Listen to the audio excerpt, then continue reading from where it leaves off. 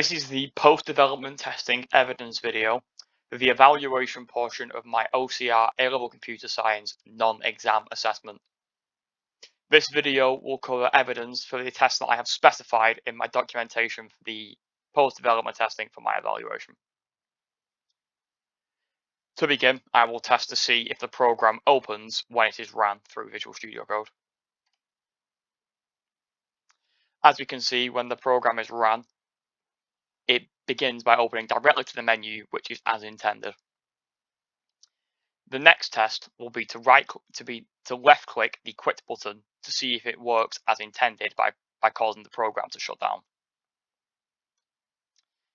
As we can see, left clicking the quit button correctly shuts the program. Therefore, this is a successful test.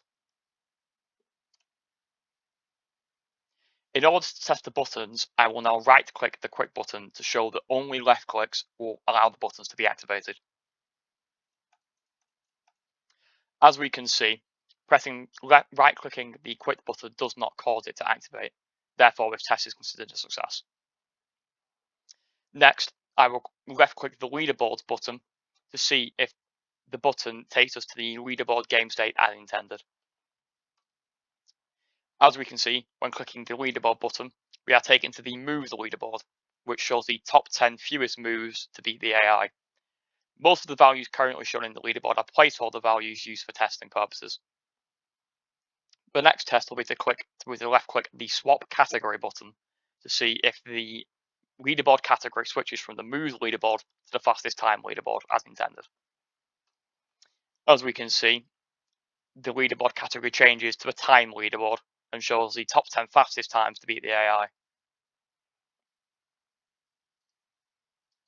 As you can see, this button works both ways in terms of switching back and forth between the Moves leaderboard and time leaderboard freely. Next, I will left-click the Return to Menu button to show that this button functions by correctly returning to the menu from the leaderboard. As we can see, this works as intended. Now it is time to test the Play Game button. In order to do this, I will left-click the Play Game button to see if it begins the game. As we can see, this has worked as intended. Also, as we can see, the game has initialized a 7x6 board to play Connect 4 on.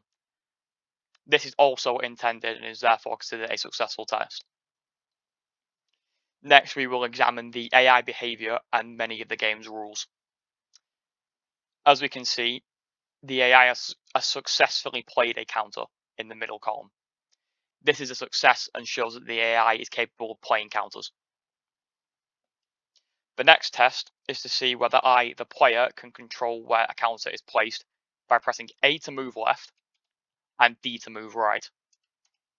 As we can see, this function works as intended, and the indicator that denotes where a counter will be dropped moves as according to the key presses. Next, I will test if pressing spacebar allows the player to drop a counter. As we can see, when pressing spacebar, the player drops a red counter as it's intended. As we can also see, the players take turns, which is a successful test. Next, we will see if the AI is capable of winning a game if an opportunity to do so is presented to it. In order to do this, I will play a game that will give the AI an opportunity to make a move that will win the game.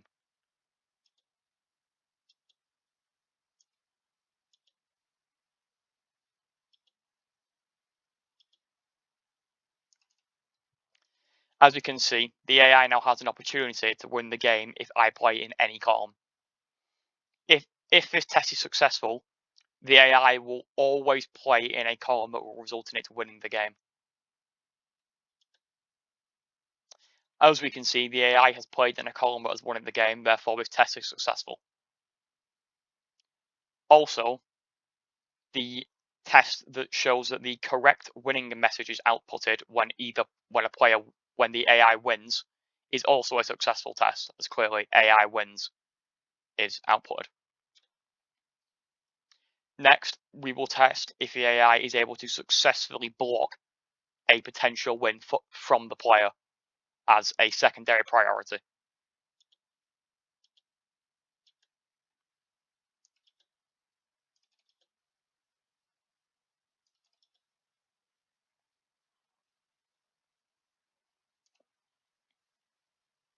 Firstly, in order to test if the priority level is correct, I have created a situation where where the AI will have the opportunity to either win the game in column 6 or block me, the player, in column 2. If as a part of this, as part of the process of seeing if this test is correct, the AI should prefer to play in column 6 rather than column 2. As we can see, the AI has followed the priority correctly and has played in column 6. In order to further complete this test, it now must be seen if the AI is capable of blocking the player if it is not given an opportunity to win the game.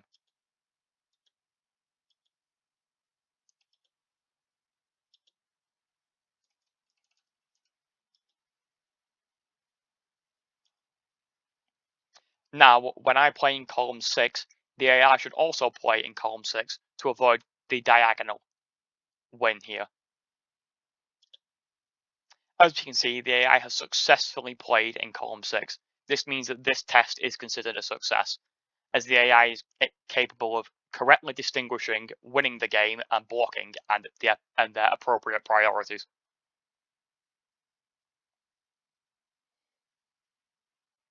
Next will be to test if, when a line of 4 is made, the game is ended and the correct winning message is outputted if the player wins.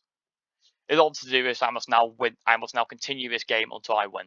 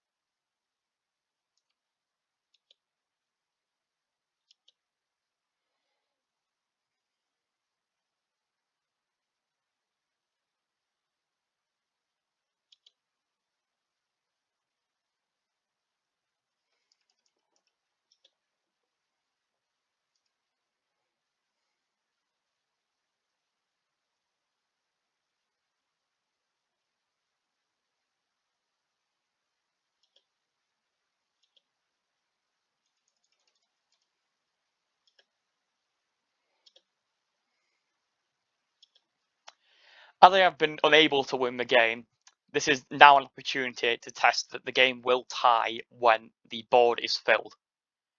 Therefore, the test to see if the game will tie correctly is successful.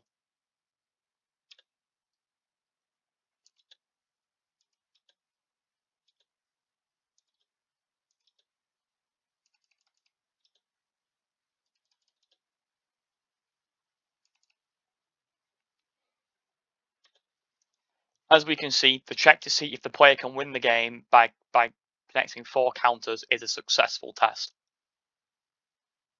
The next test will be to see if the correct message appears when a player wins the game.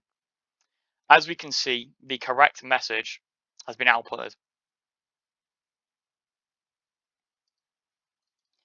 Now, I will test whether I can enter data into this text prompt so that this data can be included in the leaderboard for future tests. First, I will test if the minimum character limit is a success. As we can see, the color of the text changes white to indicate that this is an acceptable input when 3 characters are reached. When 3 characters are not reached, the text remains red, and pressing the enter key, as I am currently doing, does not allow you to enter this data as a name to be placed into the database. For the purposes of this test, I will input a test name to be shown in the database later.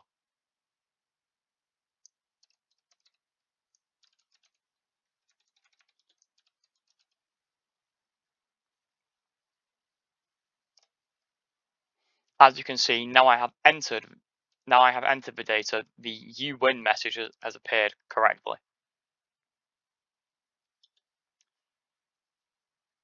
Now, in order to further test the leaderboards, I will see if the new score has appeared on the leaderboards. As we can see, the new score under the name test name has appeared as the newest rank on the leaderboard, as it has taken the fewest moves to win. This is a successful test. It shows that the leaderboards are capable of updating as it receives new data without having to refresh the program. As you can see, this also works correctly for the time leaderboard, where it has also ranked the test score correctly.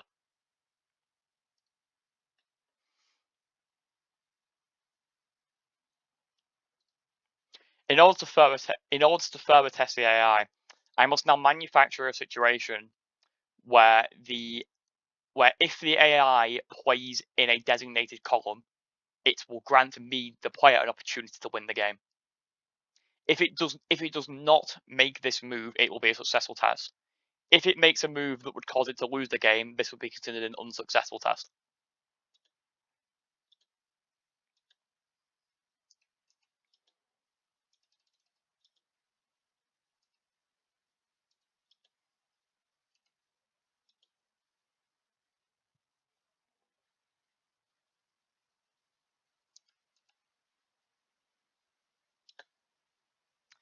As we can see here, I have created a situation whereby if the AI plays in the fifth column, it will lose if I continue to play in the fifth column. Now I will continue playing to see if the AI will make a mistake and play in the fifth column.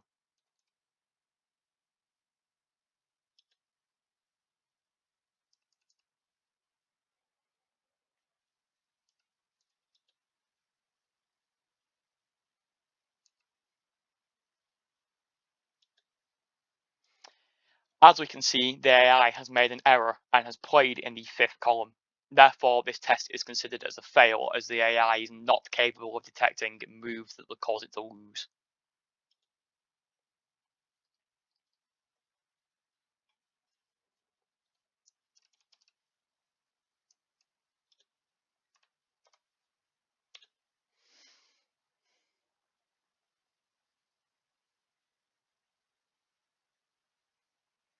The next test for the AI's logic will be to see how it responds in repeated situations.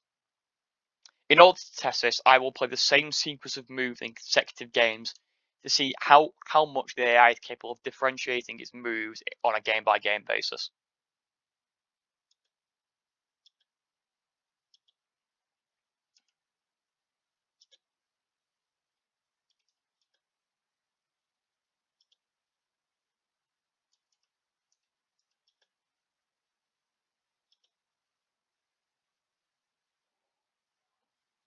When using that sequence of moves, the AI will win on a diagonal.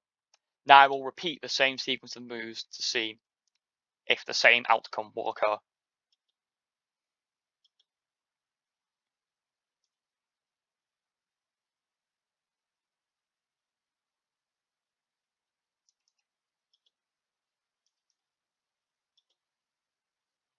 As we can see, a different outcome has occurred and the AI has played a different route which has caused it to win along the bottom.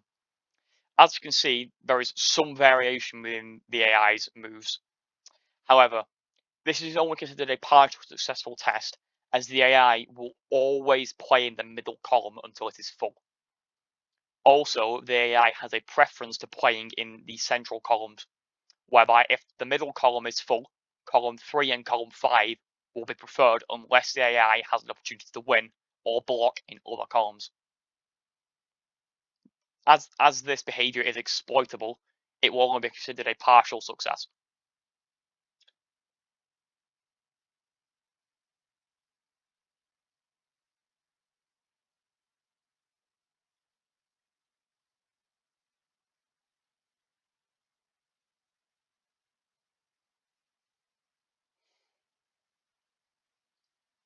The next group of tests will involve testing whether the counter lifespan mechanic has been implemented correctly.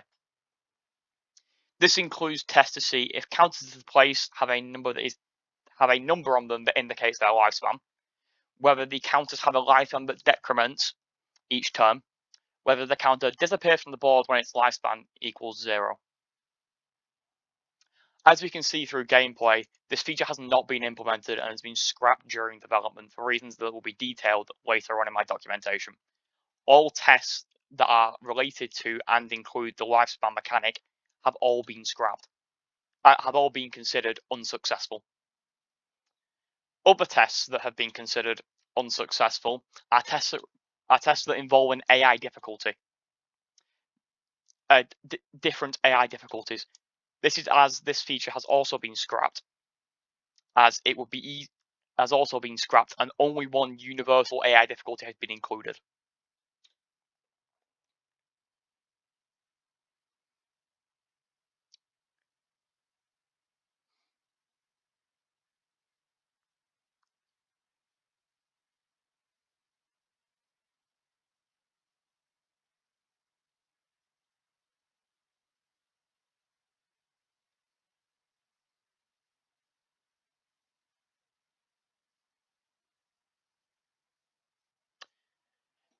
Next will be some more tests to test the robustness of the program. The first test will be to see if pressing A when the counter indicator is in the leftmost column will cause any issues. As we can see, despite me pressing the A key repeatedly, the structure of the board does not break. Therefore, this is a successful test. The next test will be to see if pressing the D key in an attempt to move right past the board will cause an error. As we can see, despite me pressing the D key, there is no error, and therefore the test is successful. The next test will be pressing spacebar to try and place a counter in a column that is already full. As we can see, despite pressing spacebar, the counter is not entered into the full column, and instead it must be moved over to be placed.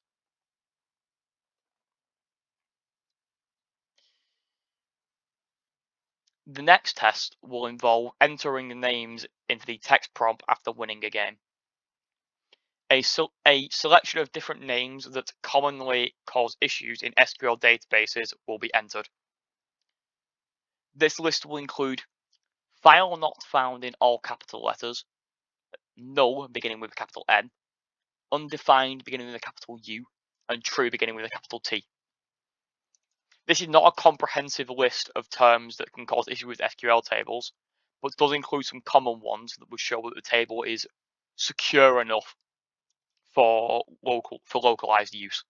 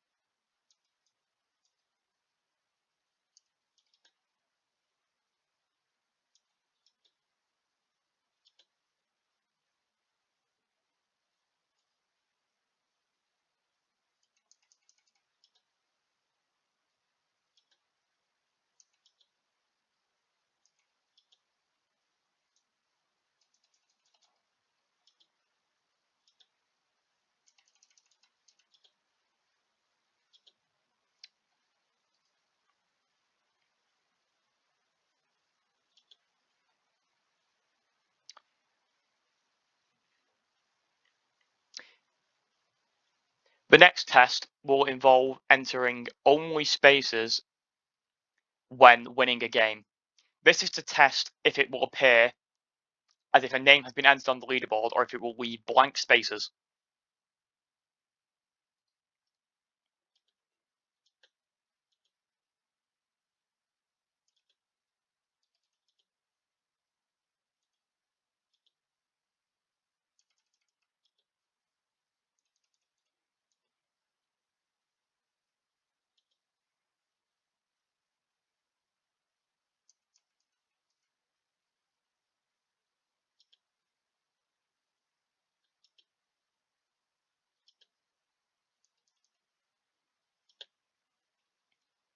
Now, in order to test this, I will enter space 3 times to see what the output will be when checking the leaderboard.